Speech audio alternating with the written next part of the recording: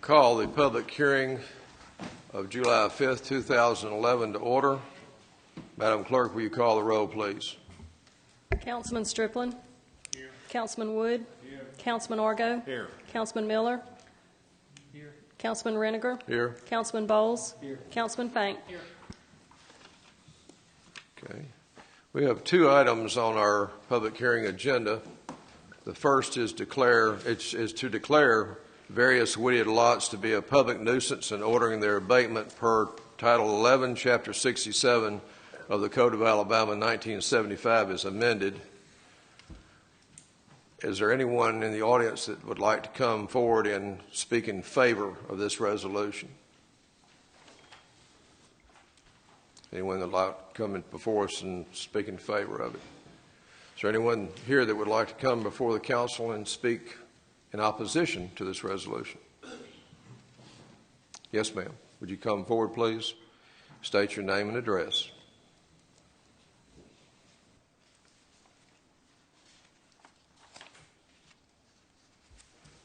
Mary Ball.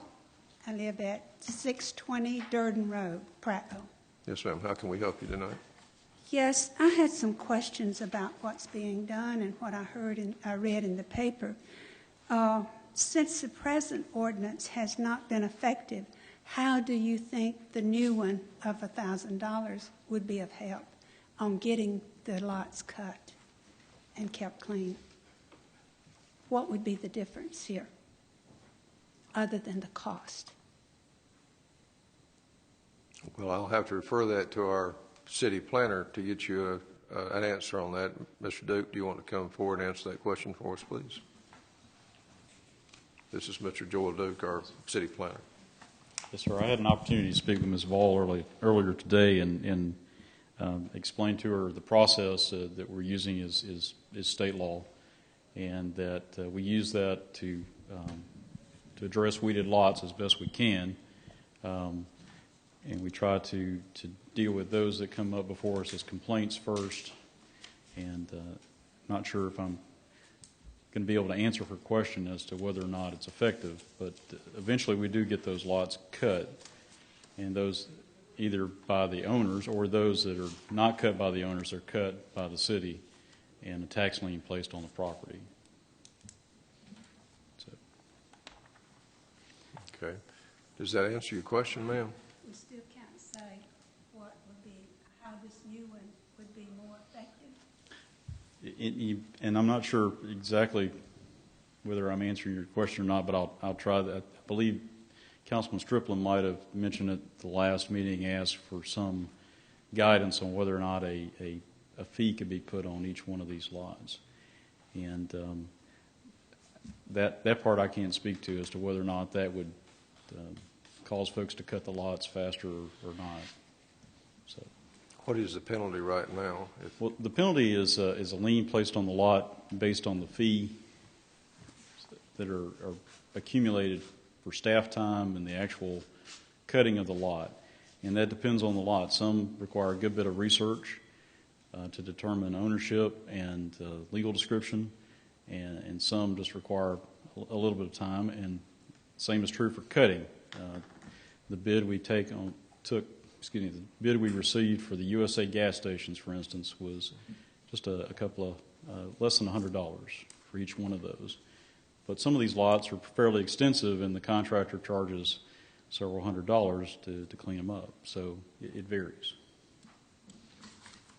Councilman Miller. Ma'am, you were asking about the $1,000 that you saw in the paper.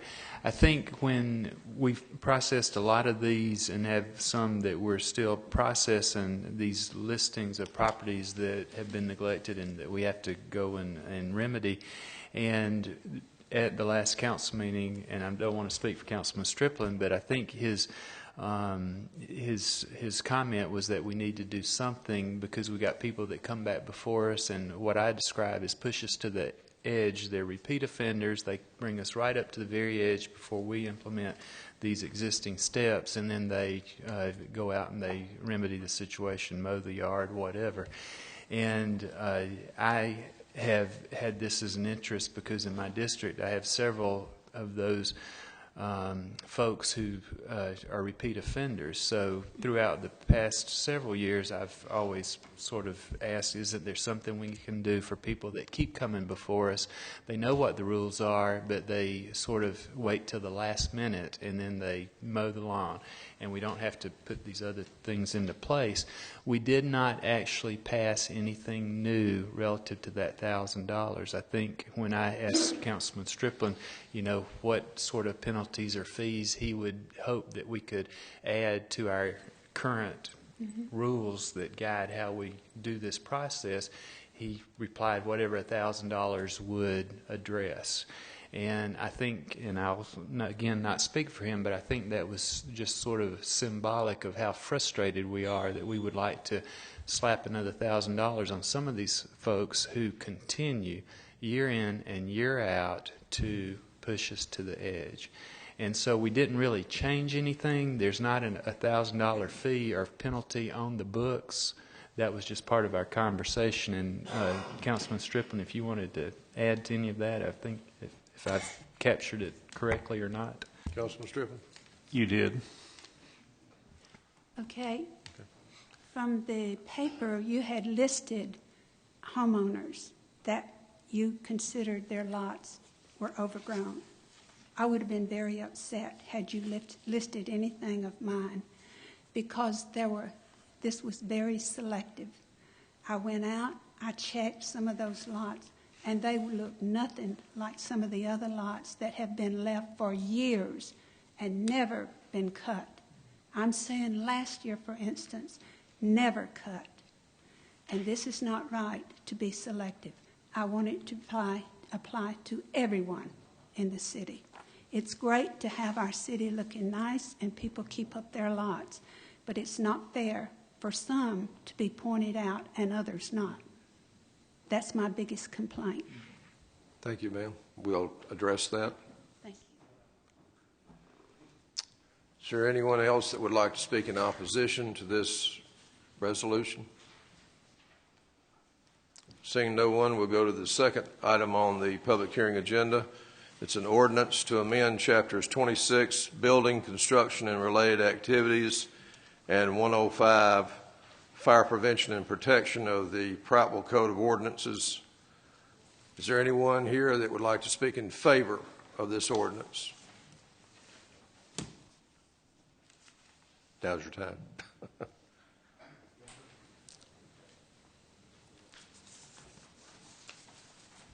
I'm Dallas Johnson, the Prattville Fire Marshal. What we're trying to accomplish here is to stay in line with the state, who has already adopted the 2009 IBC, the International Building Code, and the IFC, International Fire Code.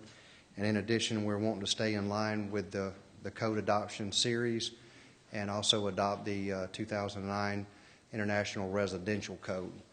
And we have discussed with some of the local construction folks that that's their line of work and how it would directly affect them, and we have put in some of the process, some amendments to try to make it a little more easy and compliant with what we believe will probably be the future state of Alabama residential code. That there's a board that's in process now that's working on that. So we've made a couple amendments to try to stay in line with them, and that's what we're trying to accomplish. Did you want to introduce this letter at this time, or do you want to wait till we get into the agenda? This letter is... Mr. President, what you have before you is the only written correspondence we received, and Ms. Mims with United Heating and Air asked that her letter be entered into the record. And with your permission, I will do that and hand that to the clerk. Each of you have a copy of it, so I will not read it unless you'd like for me to. No, that's quite all right. Just as long as our city clerk has a copy to enter it into the record.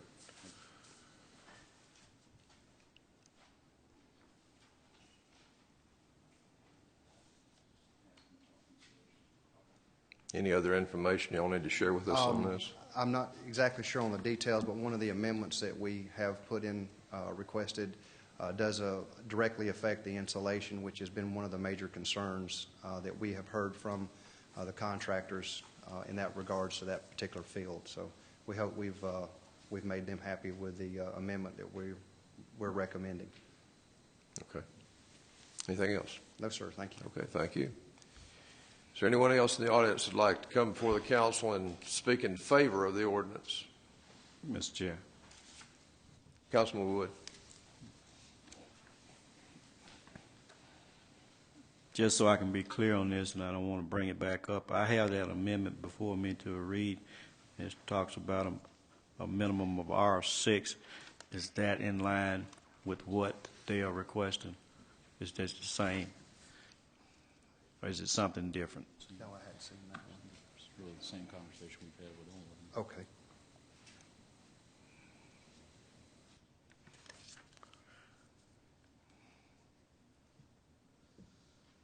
I believe that this letter is pretty much in line. One of the problems that they had is that the R8, which is what's currently in the IRC now, apparently it's causing them some problems that at the time we were not aware of. When it was brought to our attention, we looked at the information that they were providing us as an alternative, and that's what we've amended, is to try to help them out. It will eventually go to R8 later in the future, along with that it would comply with the same residential code that the state is trying to get into place now. The state currently doesn't have an in-place adopted residential code. Let me rephrase that, a residential code. The state has, however, already adopted the 09 Building and Fire Code, and back to that for just a moment. By us adopting the Fire and Building Code 09, we're just simply getting in line with the state, which will prevent the contractors from having to serve two masters. There's minor differences between the codes, but whereas we have the 06 adopted and the state has the 09, they have to meet two sets of codes, which may be minor differences in some or other. It can cost them more money. So by us staying in line with the state on that, they don't have to try to figure out two different codes to comply with. So, but to answer your question specifically, I believe what we've requested on the amendment on the residential code should fall in line with this letter. Thank you. Any other questions of our fire marshal? Thank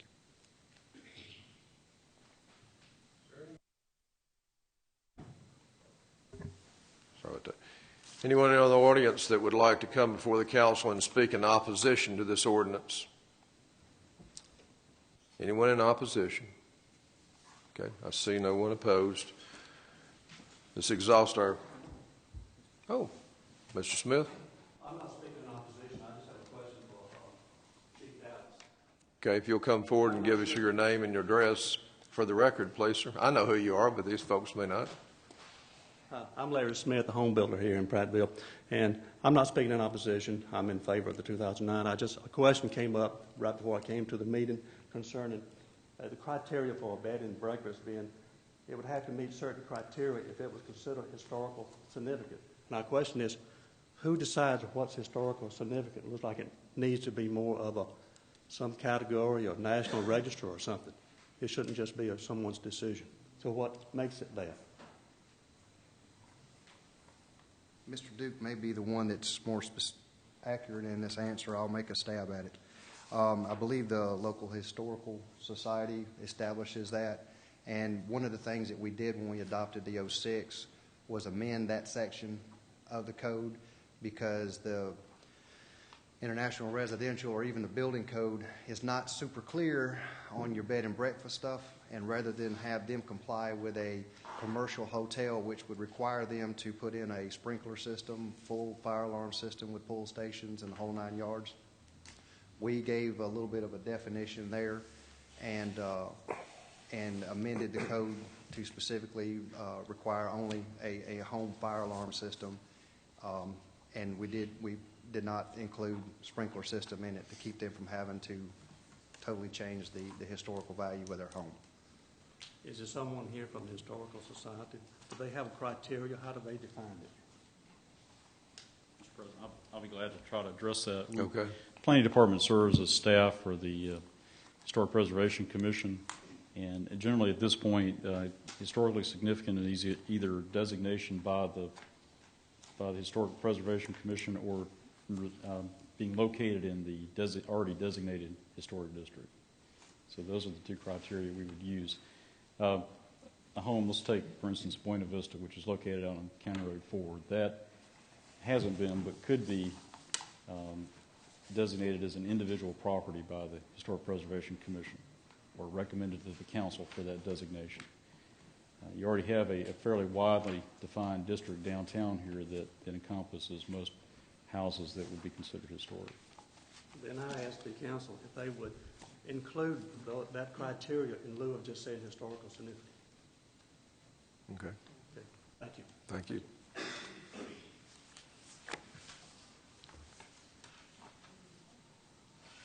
Is there anyone else that would like to speak in opposition to this ordinance? Okay, the chair will entertain a motion to close the public hearing. It's moved by Councilman Miller. Is there a second? Second. Second by Councilman Bowes. All in favor signify by raising your right hand. All opposition by like sign. Seeing none, public hearing is closed.